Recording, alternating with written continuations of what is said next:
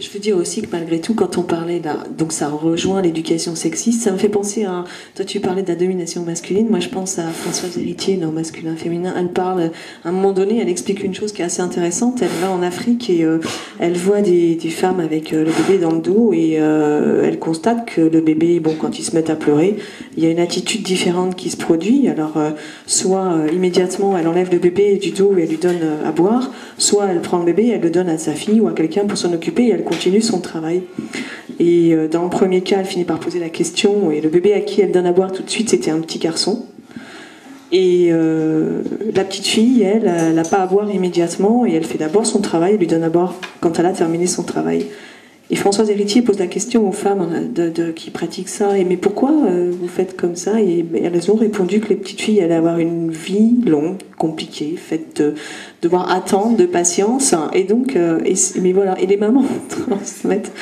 Et voilà, Françoise Héritier en parlait beaucoup mieux que moi, mais c'est une anecdote tout à fait réelle, c'est une pratique, je suppose, même encore actuelle. Hein. Dans le livre de Florentine, tu parles de la mémoire génétique qui se transmet, des rapports de domination, et tu racontes une très belle anecdote d'une jeune femme qui faisait des fausses couches, et on a cherché dans son histoire familiale, et il semble que, enfin c'est sûr, son arrière-grand-mère avait été violée, et il y a eu cette transmission de ce traumatisme de génération en génération, et c'est vrai que les rapports de domination aussi se transmettent, les rapports de domination homme-femme, mais aussi parfois les rapports de domination sociale. Il y a une mémoire collective qui transmet ces rapports de domination, et c'est très bien démontré par Florentine dans son album. Voilà, c'est la remarque que je voulais faire avant de laisser la parole.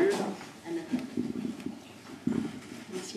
C'était juste une question par rapport au livre, à la bande dessinée, la façon dont tu as... enfin, tu l'as imaginé. Pourquoi avoir donné si peu de place? Parce qu'il y a énormément de thèmes qui sont abordés dans la BD. Pourquoi pas pour en avoir fait en plusieurs volumes, parce que Jeanne a 4 pages, et ça, et c'est des thèmes très importants, et donc pourquoi pas avoir développé ça? Alors là, c'est vraiment très matériel. Déon dans l'eau, c'est une très petite maison d'édition qui n'a pas assez d'argent pour faire des gros volumes ou pour partir sur des séries. J'ai pas eu d'aide financière, j'ai pas eu de subvention, j'ai demandé des aides par exemple à la région, je les ai pas obtenues. Et donc on est parti en roue libre avec vraiment très peu de choses. Et pour essayer malgré tout de faire un premier jet, parce que ça n'existait pas, on a essayé de parler même de façon courte, mais au moins d'aborder tous les thèmes pour pouvoir les soulever.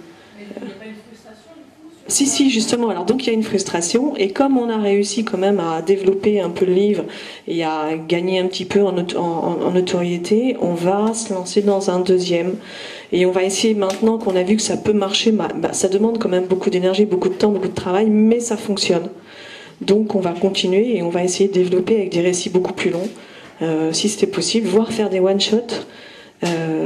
Donc là, on est en train de travailler sur un deuxième exemplaire qui va traiter d'autres sujets, qui sera sur le même principe, et ensuite on va essayer d'être un petit peu la carrure beaucoup plus large et d'essayer de partir dans des choses beaucoup plus longues. Mais c'était une vraie frustration évidemment, mais limitée par l'argent, la pagination.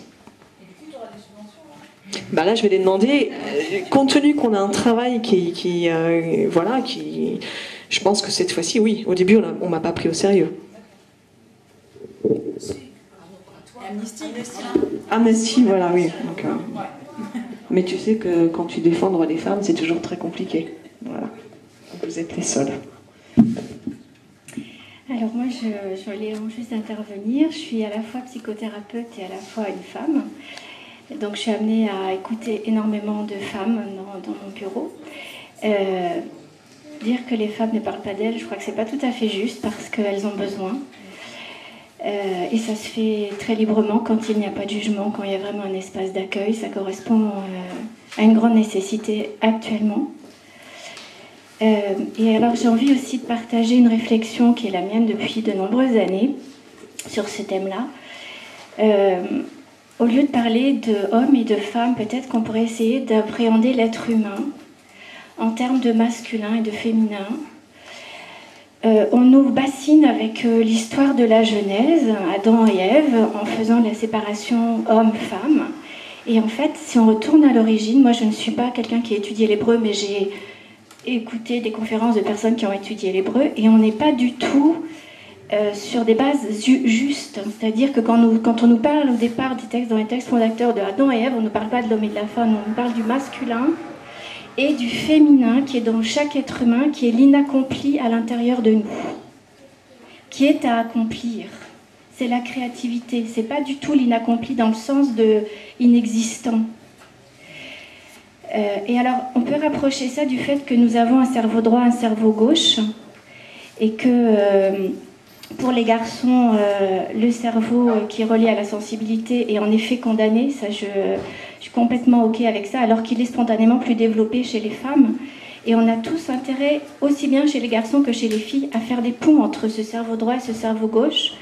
Un qui est relié à l'intuition, la créativité, la sensibilité, l'autre plus à la raison, à la structure, à la rationalité.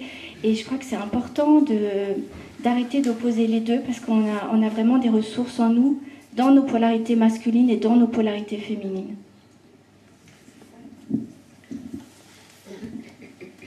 Oui, c'est sûr. Pour revenir au cerveau, il y a un chercheur en neurologie qui s'appelle Catherine Vidal, qui a fait des tas d'études.